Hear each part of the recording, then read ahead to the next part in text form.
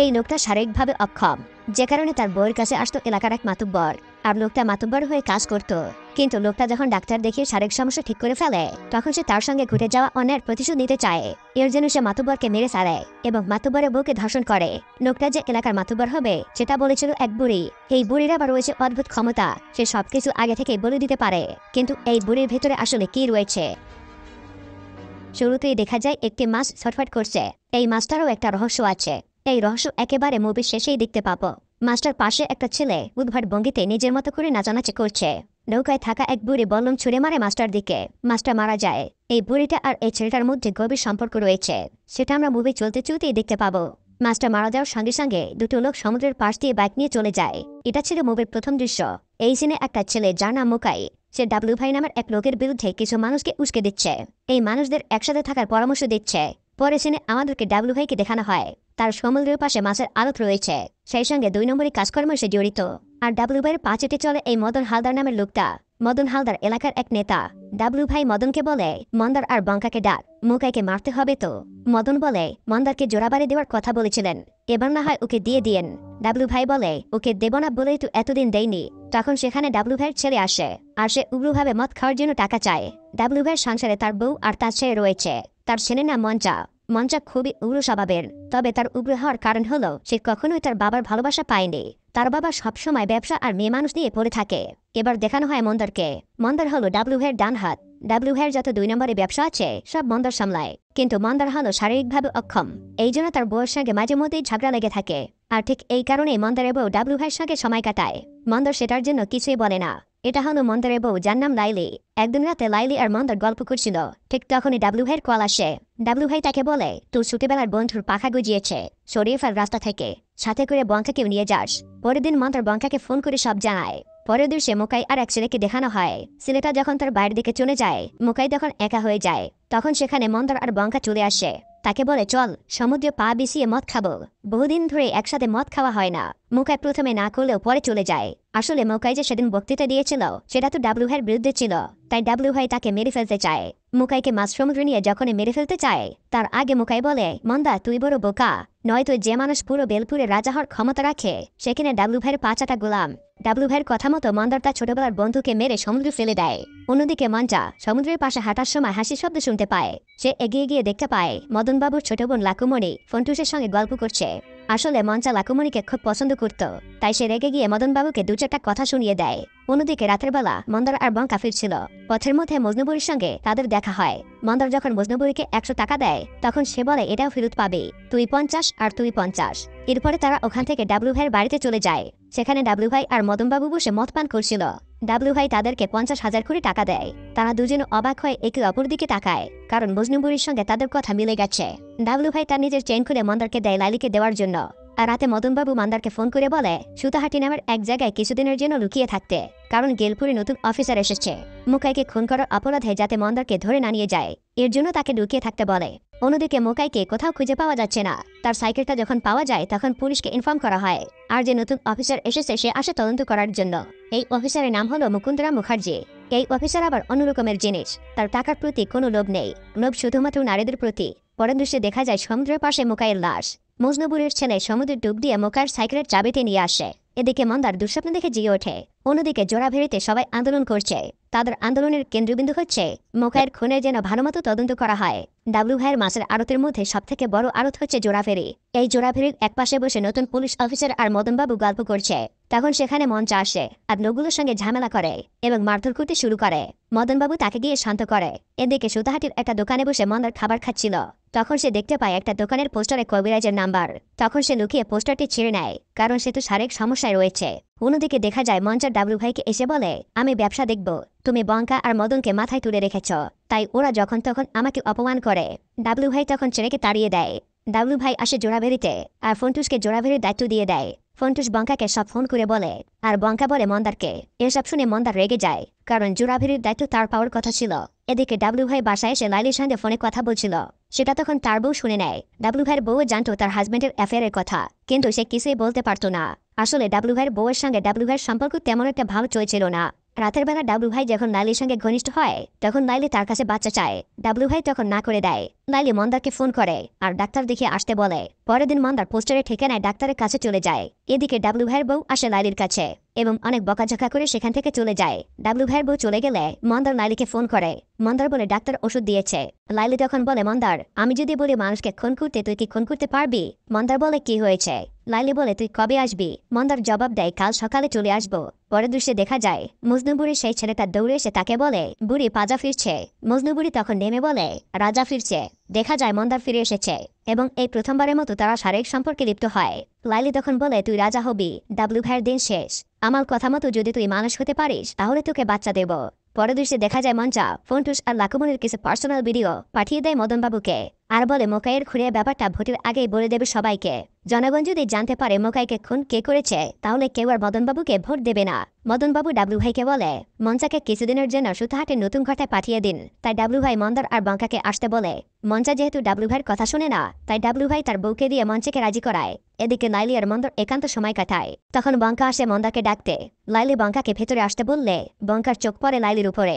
তারপরে তারা দুজন যখন ডাবলু ভাইয়ের বাড়িতে আসে, ডাবলু ভাই মন্দাকে দায়িত্ব দেয় মঞ্চাকে সুতাহাটের বাড়িতে পৌঁছে দেওয়ার। ডাবলু ভাইয়ের কথা মতো রাতের বেলা বাইক নিয়ে বেরিয়ে পড়ে মন্দার আর মঞ্চা। রাস্তায় একটা দোকানে মদ কিনতে গেলে মুকুন্দরামের সঙ্গে মন্দারের কিছু কথা হয়। এদিকে লাইলি ঘরটাকে খুব সুন্দর করে মোমবাতি দিয়ে সাজায়। এদিকে বঙ্কা লাইলির কথা ভাবতে থাকে। অন্যদিকে ডাবলু ভাই লাইলির কাছে আসে। তখন বলে, কি ব্যাপার, আজ তুই নিজে ডাকলি যে? লাইলি বলে, আজকেই ডাকলাম, আর ডাকবো না। মন্দার আর মঞ্চা সেই সুতাহাটের বাড়িতে পৌঁছে যায়। বাড়ির কাজে লোকের বউয়ের শরীর খারাপ ছিল, তাই মন্দার আর মঞ্চা তাকে বাসায় পাঠিয়ে দেয়। মঞ্চা যখন তার বাবার সঙ্গে কথা বলতে বেরোয়, তখন মন্দার তার মদের বোতলে অজ্ঞান হওয়ার ওষুধ মিশিয়ে দেয়। মঞ্চা মদ খেয়ে অজ্ঞান হয়ে পড়ে থাকে।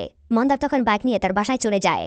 রাস্তায় যেতে যেতে তার ছোটবেলার বন্ধু মুকাইকে মনে পড়ে। তার বিয়েতে কতই না মজা করেছে সে। তার সাথে এটাও মনে পড়ে প্রথম থেকে ডাবলু ভাই তার বউয়ের উপরে বাজে নজর দিচ্ছিল। গেলপুরে আসার সময় সমুদ্রের পাশে থাকা একটা সাইকেলে করে মন্দার তার বাসায় যেতে থাকে। ওই সময় সমুদ্রের পাশে একটা মেয়ের সঙ্গে ঘনিষ্ঠ হয় মুকুন্দরাম অফিসার। রাস্তায় যাওয়ার সময় মজনু বুড়ির সঙ্গে মন্দারের দেখা হয়। মন্দারের বাড়ি বিছানায় ঘুমাচ্ছিল ডাবলু ভাই। মন্দার বাড়িতে এসে বললুম দিয়ে তাকে মেরে ফেলে। বাইরে অপেক্ষা করছিল ডাবলু ভাইয়ের ড্রাইভার।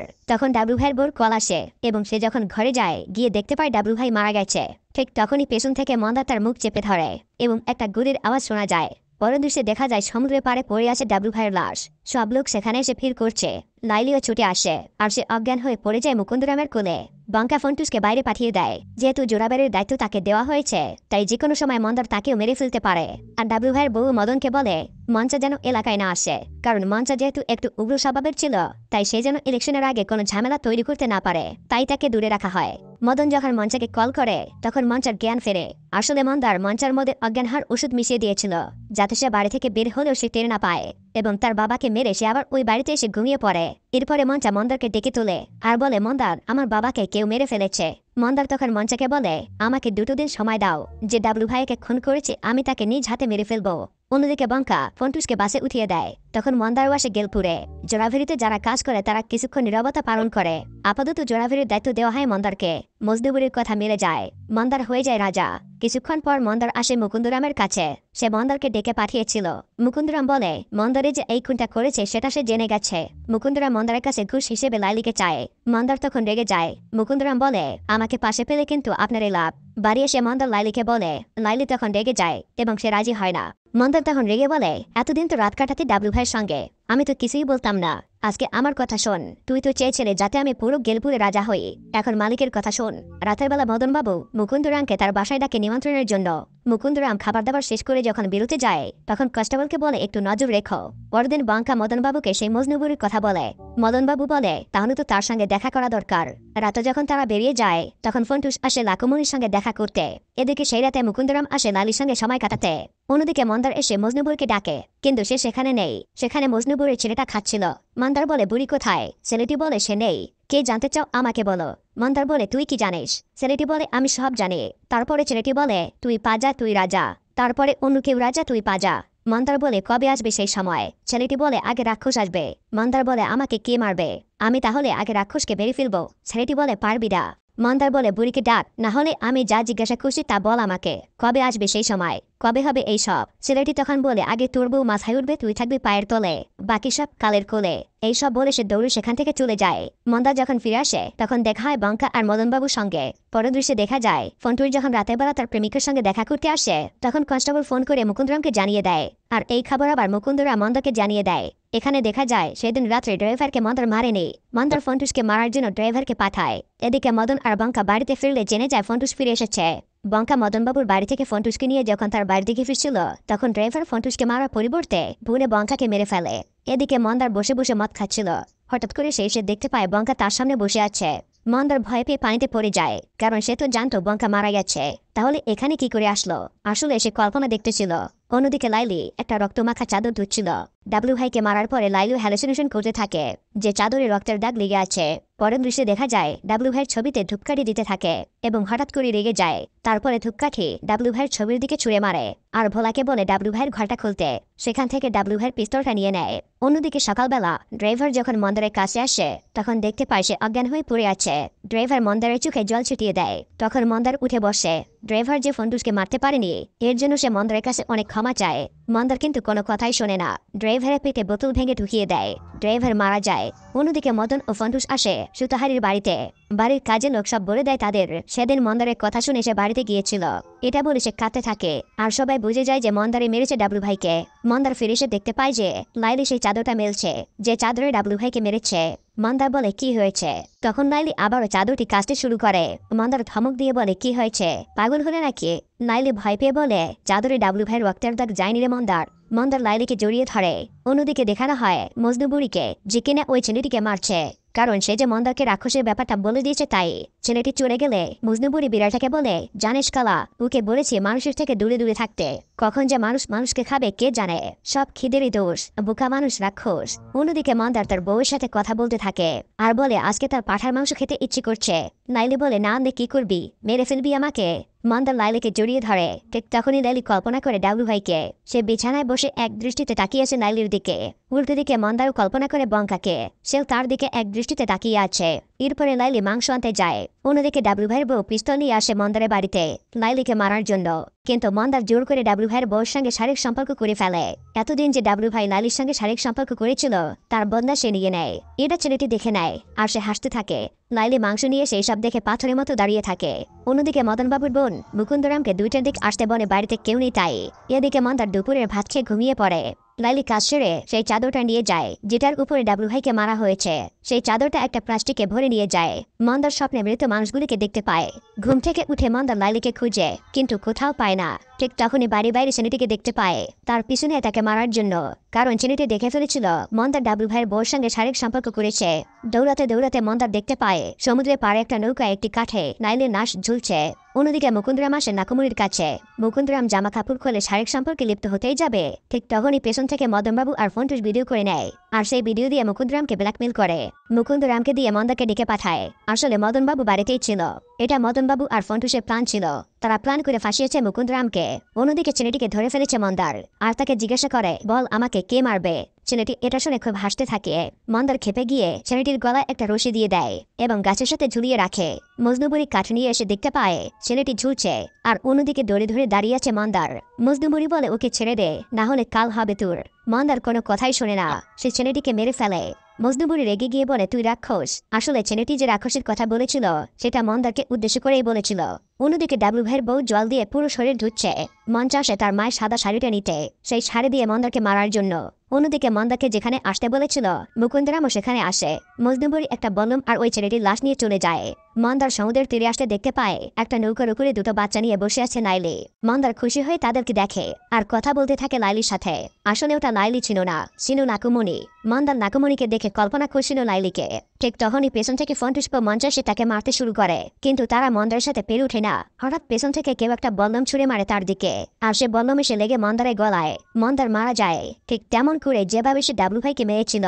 প্রথম সিনে মাছটা যেভাবে মারা গিয়েছিল লাস্টের সিনেও মন্দার ঠিক সেভাবেই মারা যায়। আসলে বল্লমটা ছুঁড়েছিল মজনুবুড়ি। ছেলেটির কথা মিলে যায়। ছেলেটি বলেছিল রাক্ষসকে মন্দার মারতে পারবে না, মজনুবুড়ি মারতে পারবে। আসলে মন্দারই হলো সেই রাক্ষস। আর মুভিটা এখানেই শেষ হয়ে যায়। আসলে লোভে বা পাপে মৃত্যু। মন্দার যখন নদের বশবর্তী হয়ে সব ক্ষমতা সে কুক্ষিগত করতে চেয়েছিল তখন সে নিজেই বেঁচে থাকতে পারে না। আমাদের গ্রাম বাংলায় একটা কথা আছে যে মানুষ যত বেশি বাড়ে তার পতন তত দ্রুত। এই লোকটা শারীরিকভাবে অক্ষম, যে কারণে তার বউয়ের কাছে আসতো এলাকার এক মাতব্বর, আর লোকটা মাতব্বর হয়ে কাজ করত। কিন্তু লোকটা যখন ডাক্তার দেখিয়ে শারীরিক সমস্যা ঠিক করে ফেলে, তখন সে তার সঙ্গে ঘটে যাওয়া অন্যায়ের প্রতিশোধ নিতে চায়। এর জন্য সে মাতব্বরকে মেরে ফেলে এবং মাতব্বরের বউকে ধর্ষণ করে। লোকটা যে এলাকার মাতব্বর হবে সেটা বলেছিল এক বুড়ি। এই বুড়ির আবার রয়েছে অদ্ভুত ক্ষমতা, সে সবকিছু আগে থেকেই বলে দিতে পারে। কিন্তু এই বুড়ির ভেতরে আসলে কি রয়েছে